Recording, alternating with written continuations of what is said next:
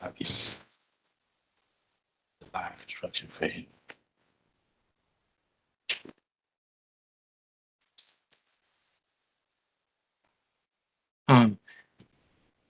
You ready?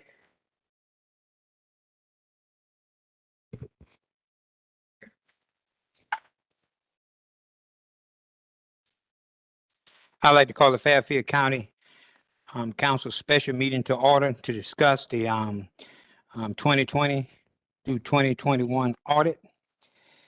Winsboro, South Carolina, Monday, April 4th, 2022, 6:00 p.m. Before we get approval of the agenda, I want to make note that Councilman Trapp called and said that he couldn't make it here tonight. So again, he begged us his apologies.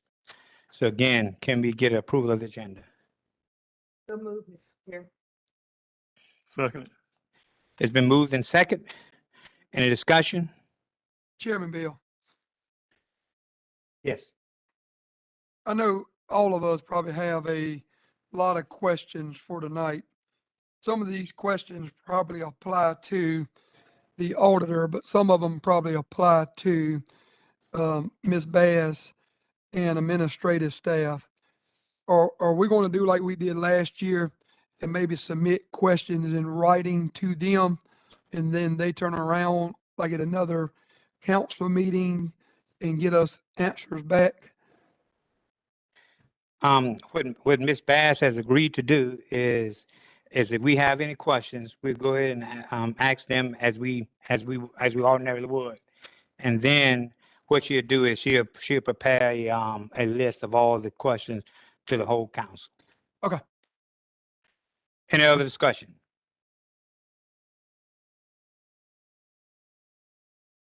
All in favor, aye. Aye. Opposers, nay. Let the record show 6-0. Invocation, Councilman Robinson. Let's bow our head. Heavenly Father, thank you for allowing us to make this special called meeting. We ask that you guide our minds and hearts so we can be one for the betterment of the county. In Jesus' name we pray. Amen. Mr. Whitaker. Thank you. Good evening, council leaders. Fairfield County.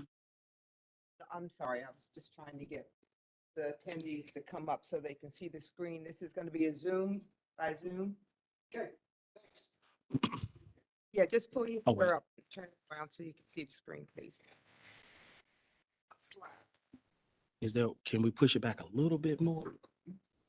Jason, I think can we push this back a little bit more? yeah. No, you're fine.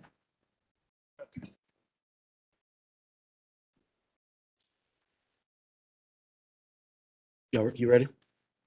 Okay. Fairfield County has annual requirements to contract with an independent auditor to review our financial statements, and that firm is Elliott Davis.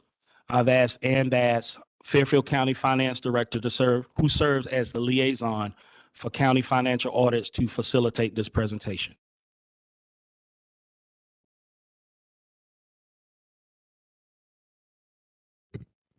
Good evening, everybody. Ryan Miller with Elliott Davis will be doing our presentation. I'm not sure that y'all have met Ryan. He picked up kind of midstream, just so y'all have a little history, when one of their employees who had normally been our audit lead had moved on to a different endeavor. So Ryan picked up, I would say, about mid-October with us to help us complete the process and get it over the finish line. We had talked a little bit earlier, Mr. Whitaker and I explained to him what we had done last year with regards to operational type questions. And we, last year, everybody submitted those and we collected them up and then came back with kind of a formal response at one time. And I think that worked well. So he had talked about maybe 2 weeks out, which would be about the 18th. So if y'all want to submit everything through administration by the 18th, and then we'll compile it all and come back with a formal response. And those are operational questions, mostly what Ryan's going to cover, and he'll explain that as well, will be how they audit our statements, in comparison to governmental standards and GAAP policies. So that'll be more of his focus. And of course, we'll respond to anything operational. And I can't see, but is he with us? He's up. Oh, okay. We'll wait 1 second until we get Yes, him. I think you're not on the screen just yet, Ryan. So we'll give you the go in just a moment. How about now? I can't either. We can, No. no, we can. Can you see me now? No. I think IT, the way our room is organized, which you can't see, IT is trying to get it on a side screen just to make it a little easier for everyone to view. Okay. Let in or remove.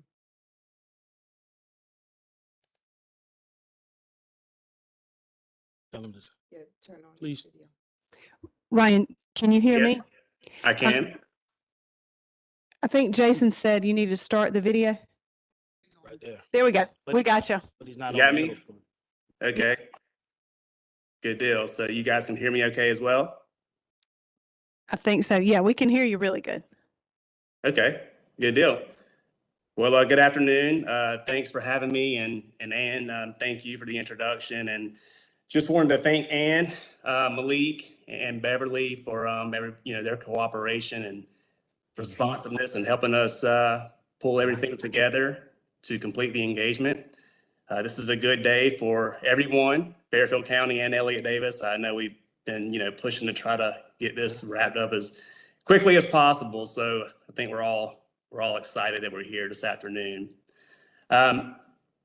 What I'm going to do is just begin by going through some things that we're required under professional standards to communicate to the governing body, council, for any given local government, and talk about basically the overall audit process, what each phase entails, and sort of lead up to the financial statement preparation and review process. And then we'll go through the different sections of the financial statements, the Elliott Davis sections. I'll sort of, we have 3 opinions that are included in the report.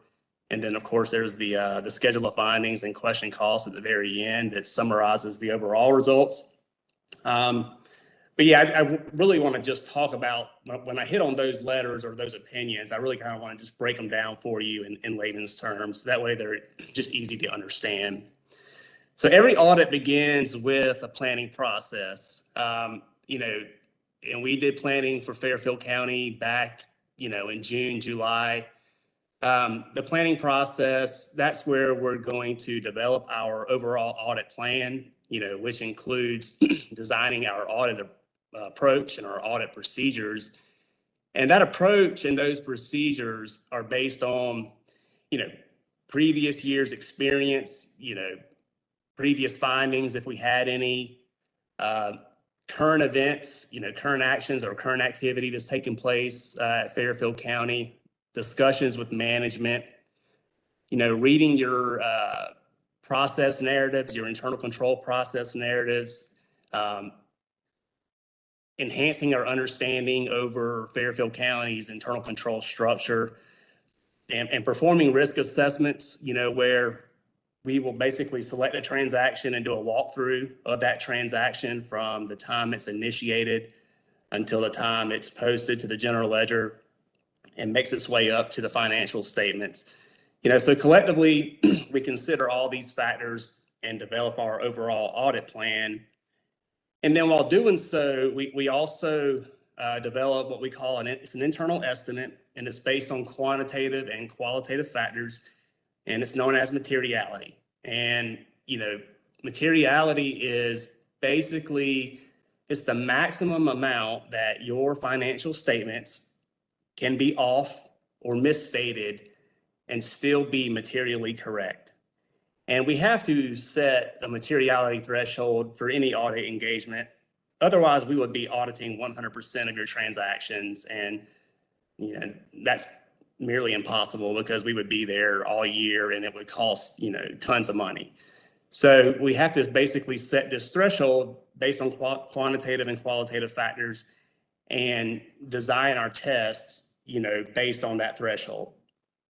After we develop that materiality, then we're able to determine, okay, for Fairfield County, which financial statement line items are material, which ones are risky, where do we need to spend most of our time?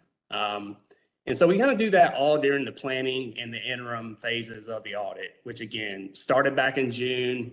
And that usually, we'll do that for a few weeks in June, July timeframe.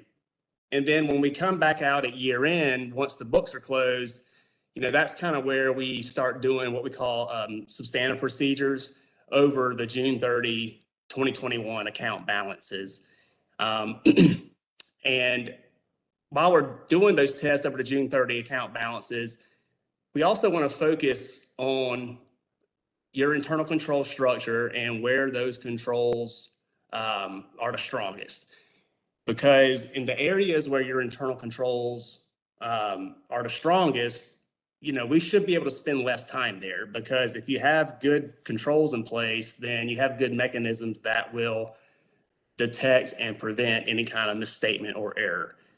And that way, once we sort of isolate those areas, we can kind of focus our time and effort on those areas where your controls may be a little weaker. So we kind of do that through the year-end field work. And then obviously we get to the financial statements.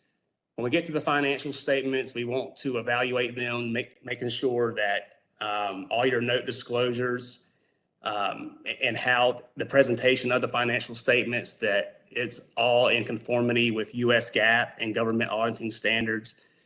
While doing such, we take a look at your significant accounting policies to determine if there are any new standards that you need to be adopting. This year, the biggest one was GASB 84. It related to fiduciary activities. It did not have a material impact on Fairfield County's financial statements, so you didn't have to adopt that one.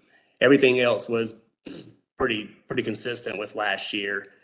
Also, when we're evaluating the financial statements, we take a look at any sort of estimate, any sort of management judgment or accounting estimate. These are things like the OPEB plan and your pension plan accounting, depreciation and your estimated useful lives of your fixed assets, and if you have an allowance for doubtful accounts on your accounts receivable. We always evaluate that for adequacy and reasonableness, and we didn't note any issues there. Again, I think I may have mentioned this. Note disclosures, we compare those to a disclosure checklist, a governmental disclosure checklist, to make sure that your footnotes are all inclusive, they're complete, they're concise, they're accurate, and they conform with government auditing standards. In terms of misstatements, we recorded some reclassification adjustments, where we may have reclassified a liability to an asset if that liability carried a debit balance or vice versa. We had a couple of those. They were insignificant. They didn't meet the threshold to warrant your attention. We just did it as part of the financial statement review process, just to clean things up a little bit. There were two small adjustments. They weren't material, but again, it's sort of standard. Most of the adjustments that we recorded were provided by Ann and her team. We had no disagreements with management. I felt like that, since I came on board in late October or November, whenever it was, it's other than, it's been a journey, obviously, but in terms of the cooperation received and the relationships, I felt like those were very strong. Management did not consult with any other accountants that we're aware of during the process, and neither did we. So there were no significant issues that were discovered. No difficulties in performing the audit. Again, I think that the biggest thing is just the timeliness of it. But outside of that, you know, it was clean. And I mentioned that to Ann earlier today. In terms of the accounting records that were received and the support and the cooperation, all was fine. It was just, it drug out a little bit longer than it probably needs to going forward. We did have, and we can touch on this, we did have one finding, and it sort of just, I just touched on it. It relates to timeliness. And that's because, you know, there's a state statute out there on when those financial statements, those audited financial statements are required to be submitted to the Comptroller General's office. So that's one where we can't really, we don't have a lot of flexibility on. So it's just timely financial reporting. And it's sort of a catch-all for, you know, everything that took place this year. But with that, I'll turn it back over to you. If you have any questions on any of the information that I just discussed, and if you don't, then we can jump right into the financial statements, and I can talk a little bit about those opinions that I mentioned earlier.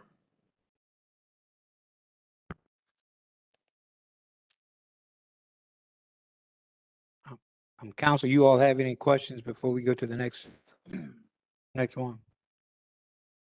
I guess I do have one question, and I think that's on the findings. As I looked at it, is the time the financial reporting. Yes, sir. It says views of responsible officials. Let me go back to.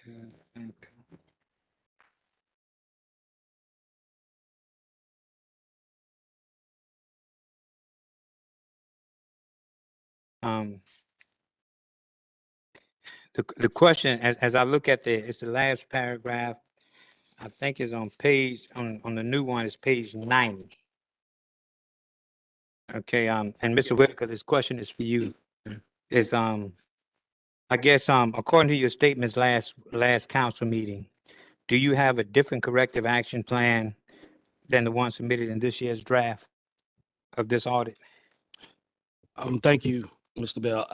I have been continually looking at this, and I wanted to, and I don't know Ryan and what's the process, but I've looked at it and I want to amend what we put in our corrective action. I'm going through the budget process as we're going through it, trying to understand the root cause of the problem. I've amended that statement to say the county will investigate during the budget development process the need and feasibility for reinstating and funding a staff position that would be responsible for reconciling all general ledger control accounts to subsidiary ledgers or other detailed schedules on a monthly basis. So basically saying, oh, I didn't turn my microphone on. Excuse me. I'm gonna read it again. The first part of what I amend. The county will investigate during the budget development process, this year's budget development process, the need and feasibility for reinstating and funding a staff position that would be responsible for reconciling all general ledger control accounts to subsidiary ledgers or other detailed schedules on a monthly basis. And when we look at the recommendation from Elliott Davis, we recommend that all ledger control accounts be reconciled to subsidiary ledgers or other detailed schedules on a monthly basis. So that's the recommendation. So we'll look into whether that is one of the possible solutions during this process. I would also add that based on the statements I made at the last meeting, we would use Elliott Davis' recommendations and other findings about processes that we currently lack, like to develop and execute a formal internal policy and process with an annual audit project charter. We might discuss charters and project plans that include a schedule of events that directly address the timeliness issue, schedule of events and activities, deadlines, and due dates, a calendar combining all the important events, establish a calendar combining all the important events and follow throughout the closing process, and then a formal, what I call project execution process, a formal project execution process that includes bi-weekly accountability meetings to discuss performance on completing tasks and activities from a formal and comprehensive closing checklist. So some internal processes, the potential for staff, but also some internal processes to deal with the timeliness issue. Okay, thank you. And the reason I asked this question, and it is a finding, of the audit is just to make sure that, that this does not happen again. Right. But we cannot afford this kind of situation ever again. So again, thank you for your effort in trying to Okay. get us there. Well, I have a question before we go forward too, Chairman Bill. Yes, sir, go ahead. So, Mr. Miller, is that correct? Yes. Mr. Miller? Yes, sir. Mr. Miller, besides the audit being late, did you find anything else that was illegal or wrong with the audit? Absolutely not. No, we are required under our professional standards, and I'm glad you brought that up. I should have mentioned that a minute ago. No fraud, no non-compliance issue, no malicious activity, and no, intention to violate state law or regulations or anything of that nature.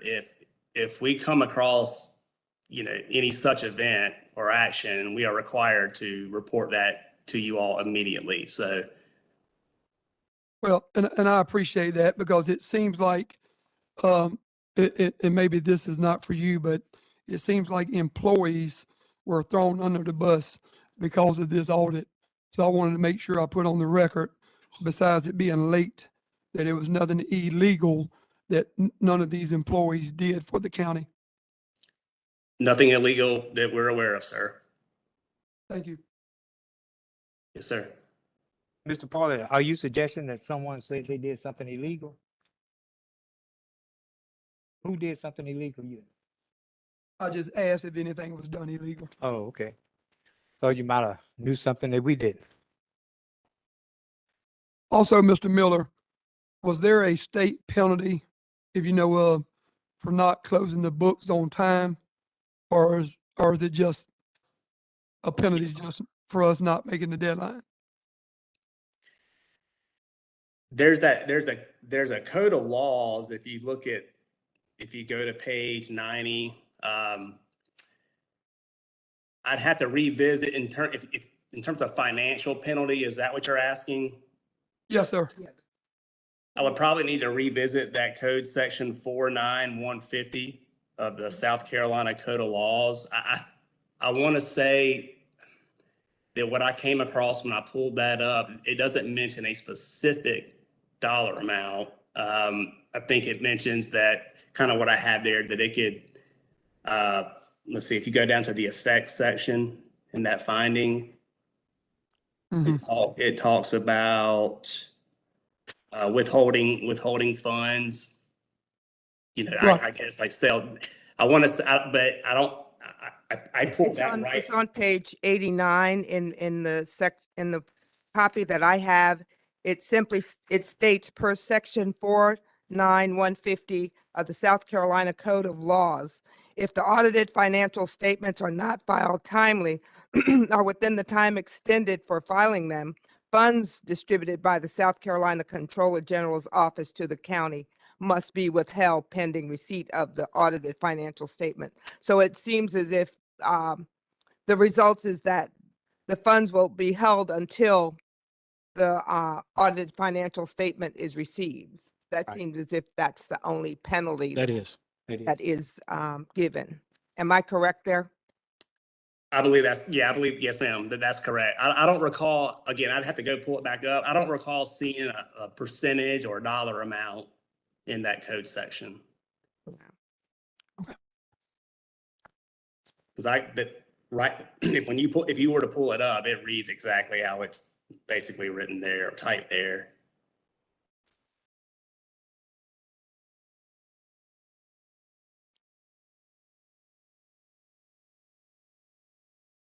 Now, one of the questions that I have, how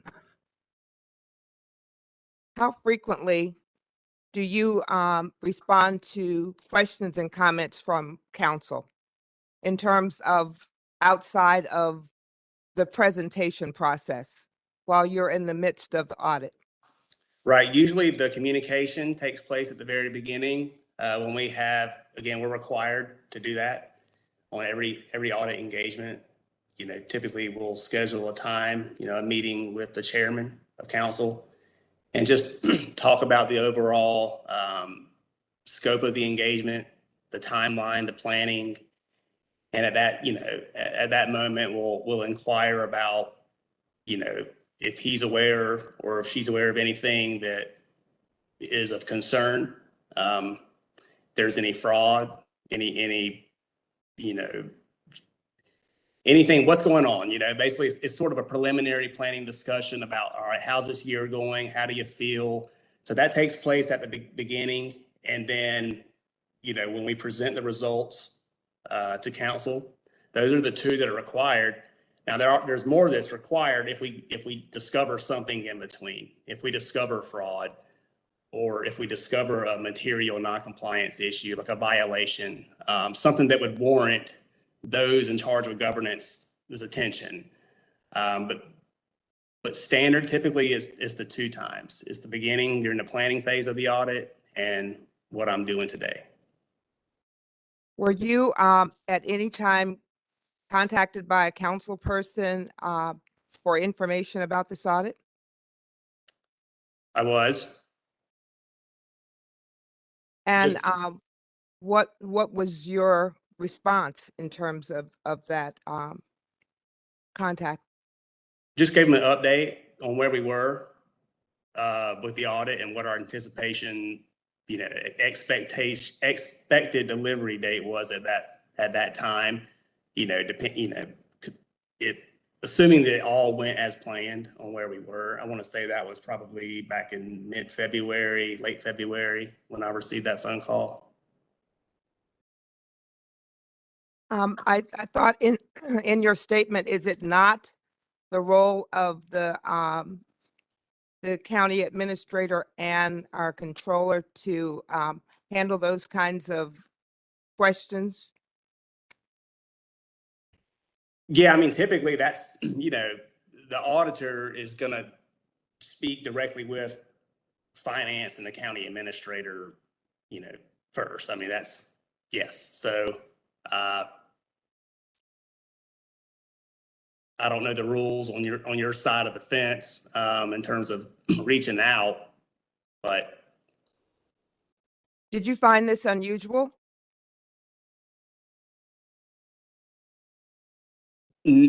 Based on Based on your audit? common practice and making sure that you have an independent audit? infrequent, maybe, I would say infrequent. I think if I had to give an answer, infrequent,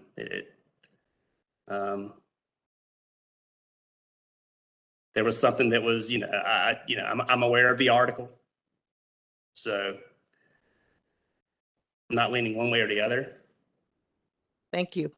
Mr. Miller, just to clarify, did that council member try to persuade you in any way to do anything wrong with the audit? Absolutely not. Was that council member Bailey basically just asking for information about the audit? Yeah, just an update. Thank you. He wanted to know, yeah, I mean, he wanted to know sort of kind of what, like a standard process. For example, when we got the trial, when the books would typically be closed for a local government, I gave him that period, which is typically about October. It's kind of, in an ideal situation, yeah, very beginning of October, but sometime in October is what I'm used to seeing. And I mentioned when we received the trial balance. The trial balance, by the way, is what builds your financial statements. And so without that, you really can't make any headway. But other than that, no, I mean, I wasn't persuaded in any way. Thank you. But as you said, that was very infrequent that someone would do that. But I have Ms. Bass and I talked a little bit about this a little earlier. It's on page 5. And it's around the general fund budget.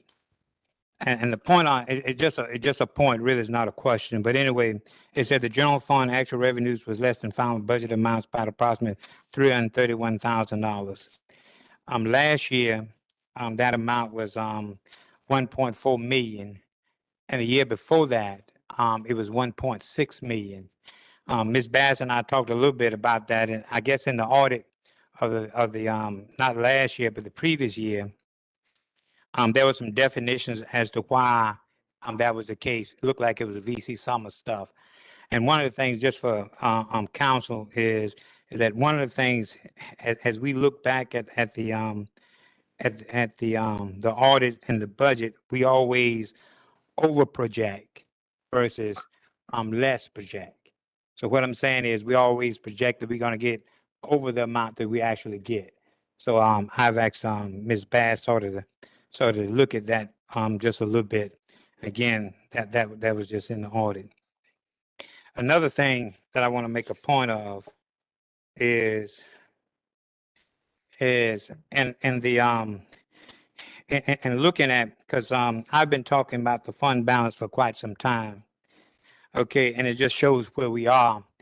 And in 2017, the fund balance was $17.3 million according to the audit. In 2018, it was $13.2 million according to the audit.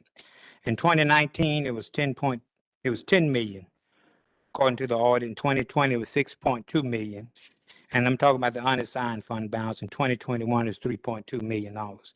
What this really shows is the amount that has been spent out of the fund balance from 2017 up until now. Now, we don't have this year's budget, but one of the things it does say, and that as we look at it, and the point I want to make is really is this one. It says general fund budget, but it says general fund actual revenues were less than the final budget amounts by approximately 331,000. Primarily due to less than expected collection of property tax. General fund actual expenses were less than the final budget amounts by approximately 4.6 million. This variance is primarily due to the department directors making informed decision with regard to purchases, employee staff and turnover, and freezing unfilled positions. You know, in the beginning of January 2021, we got a lot of heat for trying to do some of these things. Okay, and Ms. Bass also reminded me, and one of the things we had said we was going to go ahead and try to do to make sure we do things, try to save money in the budget, and that was some staff and finance. So again, the work that we've done around this budget process has been significant and is paid off. Okay, and another thing you see is, as many of you have go through this budget and look through it and look through this audit, one of the things you will find out is that that's why it was so strange that Mr. Paul would make a suggestion around fraud, because that's never been a concern of ours. Okay, and I don't think not a concern of this council, is that you see the work that have gone on, okay, as it relate to the budget process, relate to the spending, and you will see from this audit, and you see the other stuff that we've been trying to do, and it also show you the money that was spent. While we were spending the money out of the fund balance, we was also spending the bond money.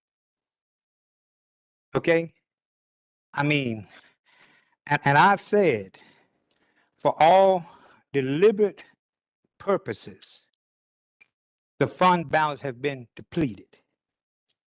It shows itself in this audit.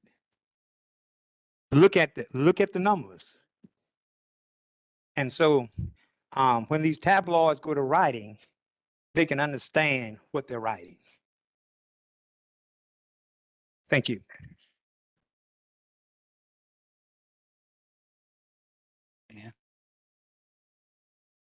Does anybody have any other questions?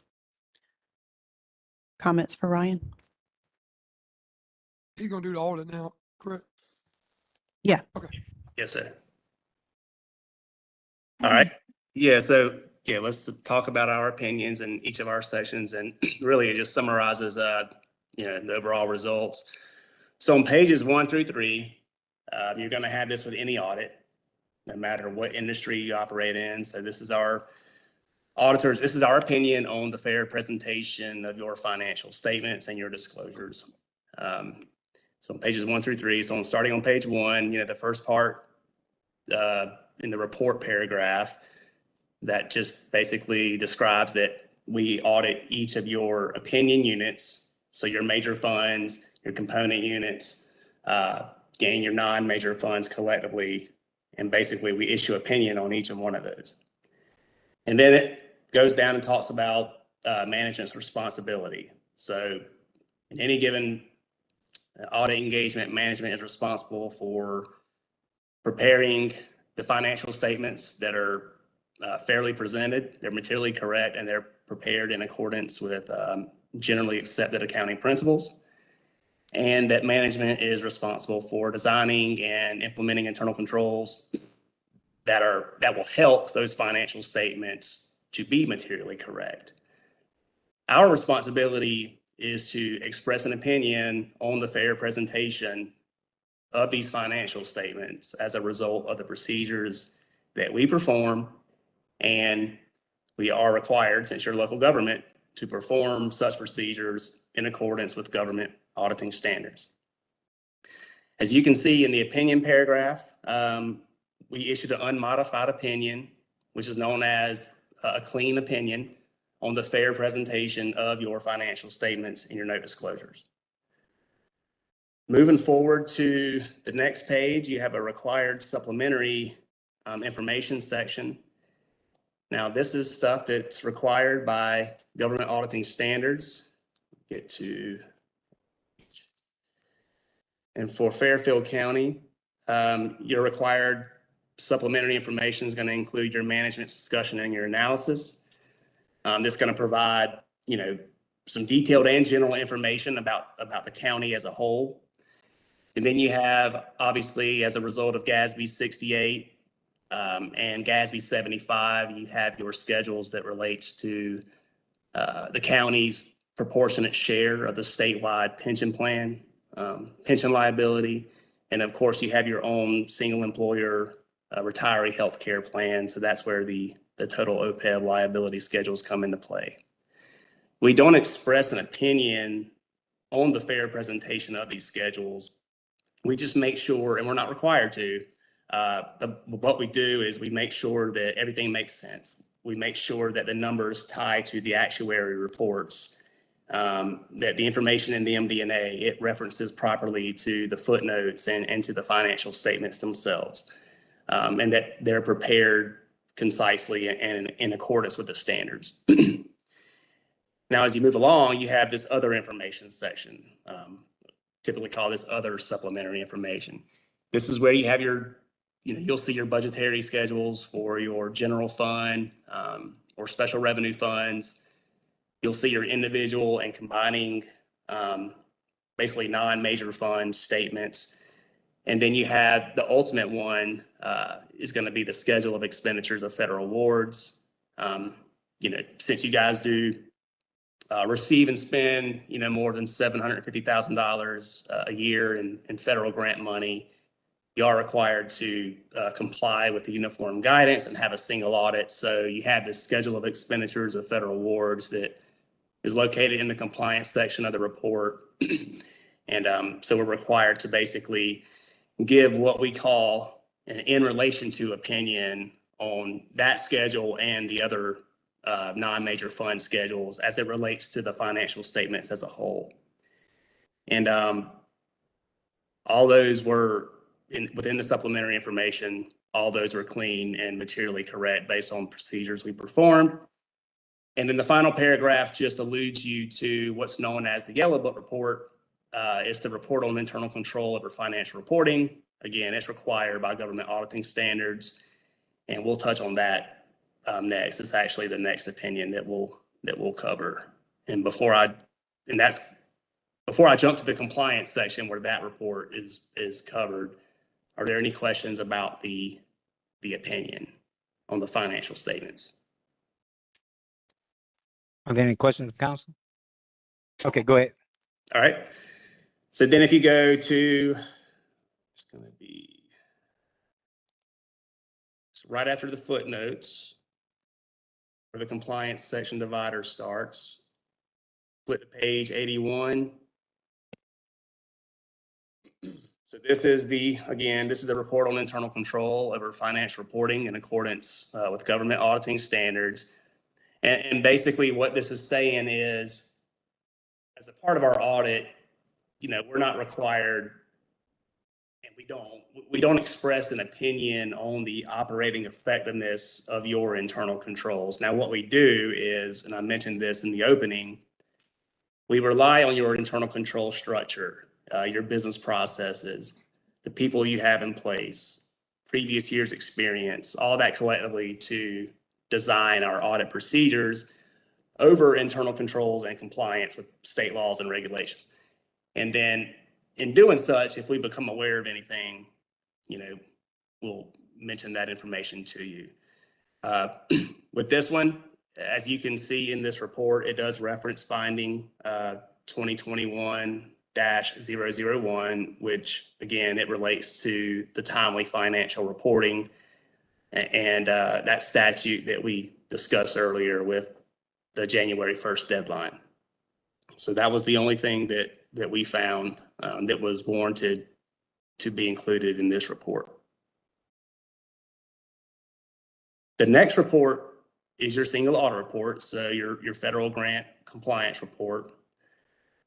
The two major programs we tested this year, and this is, each major programs are going to be different each year. I mean, sometimes you'll have one that's your main one, and it's probably going to be major every year, but there is a rotational standard that we have to follow. But for this year, your two major programs were obviously the new one, the Coronavirus Relief Fund program. That was about $865,000 in federal funding, and then the Airport Improvement Program, which you guys have had for quite some time, but we had to pick that one up this year in order to meet a certain threshold. And no findings were noted as a result of auditing Fairfield County's compliance and internal controls over compliance with those two programs.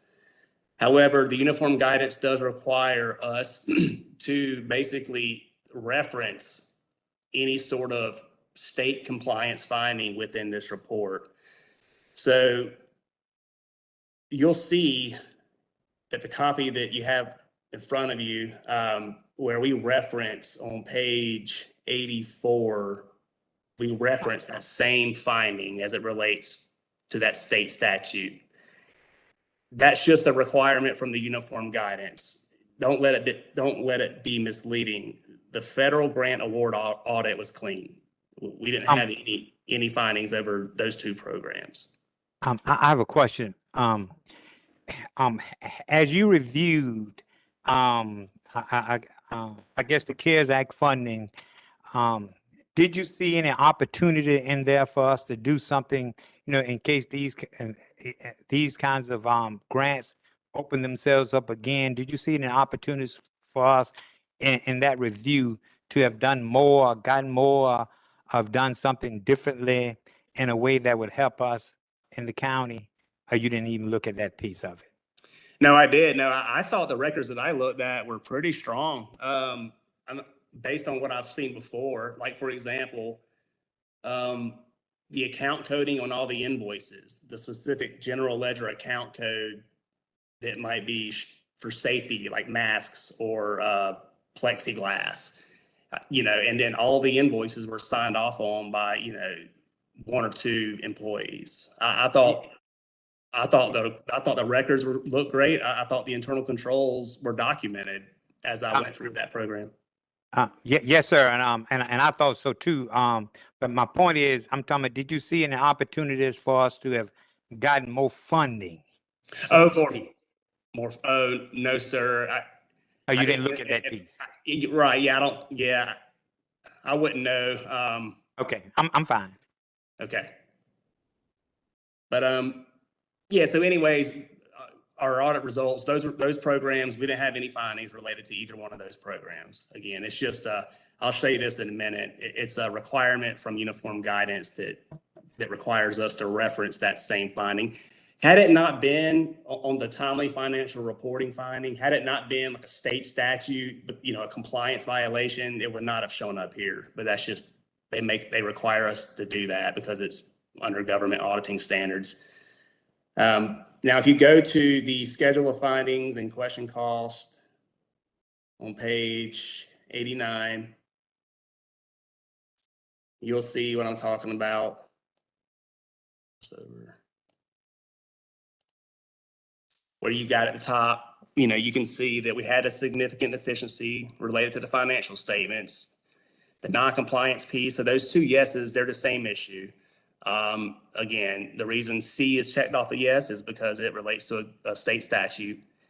And then as you go down, you'll see under federal awards, we have no and none reported for material weaknesses and significant deficiencies respectively. In the unmodified opinion, again, clean, but you'll see part C, any audit findings that are required to be disclosed in accordance with Code of Federal Regulations, that 200-516A, and that yes there. So that's what I was referring to, and that's why it's in that single audit opinion. And then those are the two major programs that we audited along with the CFDA numbers, and then it gives you your dollar threshold for distinguishing what we call a type A and a type B program. I guess for the audience, would you talk about the importance of the unmodified audit? Just speak to that. Yeah, so it means we did not have to modify it for any material misstatement or anything fraudulent. We didn't have a scope limitation. We were able to actually give an opinion on the financial statements. In terms of getting bonds in the future financing, that's a big deal. It's a big deal to have an unmodified / clean opinion. So the bond rating agencies aren't gonna ding you. I wouldn't anticipate them dinging you. Same thing with federal grantors. Since you have an unmodified opinion here on the major programs, your risk of not obtaining future funding is little to none. If you had a modified opinion on the federal awards, and you had costs that were disallowable, there's a good chance that you would have to reimburse the federal government back for those grant funds, and then they could cut funding in future years. So does that? Yes, sir.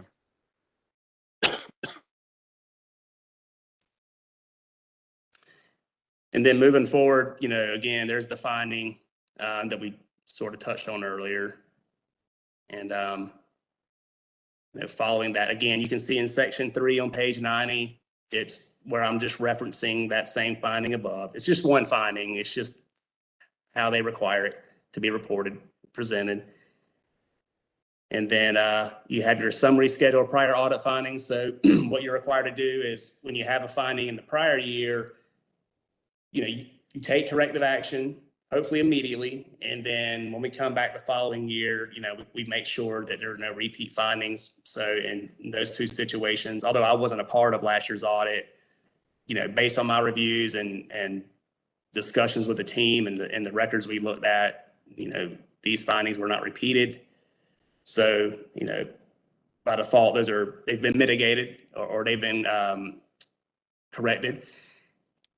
And then the corrective action plan, that last page, that's required, for your electronic submission to the Federal Audit Clearinghouse. They want to just see where you've got that corrective action plan related to the current year financial statement findings. So Malik mentioned earlier about revising that corrective action plan. So I know this is signed off on, but what we could do is tweak this corrective action plan paragraph. Right. We can edit that, and we can also go back and edit the views of responsible officials. Okay. Section, and then send you all back another copy. Okay. Thank you, but please tell us again, you've submitted everything to the state controller's office as of? Yeah, so everything is dated it has a March 31st. Yeah, we're done. Now, I have not submitted, we're not required to do that. Like, we don't submit directly to the CG's office. So I guess that would be the finance department would submit this over to them. Yeah, it was submitted on Friday. Okay.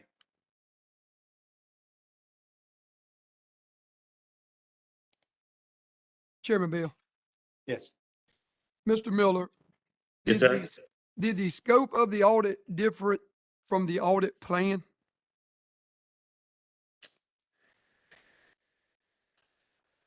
Not that I'm aware of, I wasn't involved in the planning, more well, let me take that back. I mean, the airport improvement program was something, for example, that, that's one of the programs based on the new OMB compliance supplement. It was automatically qualified as high risk, due to COVID. So that was one change. We didn't anticipate having to audit that program. I would say the other thing could be, maybe the back and forth we had on the settlement with Dominion, the whole BC Summer thing. I don't know. Again, I wasn't privy to those conversations that took place during planning because I didn't come on board until, October, November timeframe. But there was some back and forth on getting that sort of ironed out. Those are probably the two biggest things off the top of my head. There was another transaction that we had to do some research on. It was the sale of the building held for sale. So those are probably the three things that kind of jump out to me off the top of my head.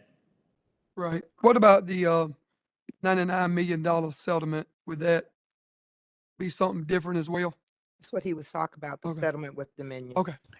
I can answer that. As y'all know, in May 10th of 21, a resolution was passed to accept the settlement, although the final settlement agreement wasn't executed until July, which is in the new fiscal year. And so we just had to comb through that very, very carefully to determine, was it really a 21 item or a fiscal 22 item? So that's what he's talking about there. And we settled that it being a 2022 item. It is a 2022 item. Yes, sir. Sure everyone understands.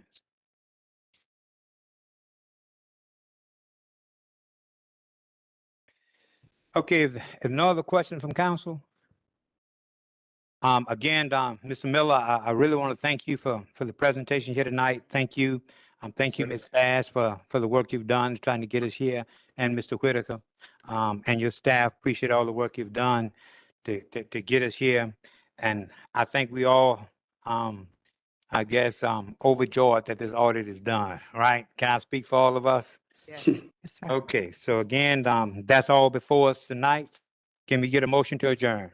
One more thing. I was going to say, as I mentioned early on, if everybody will submit their questions, and I guess we'll have them sent to Ms. Ashford, and I'll get them from her, and then we'll compile a formal response for any operational type questions that y'all have.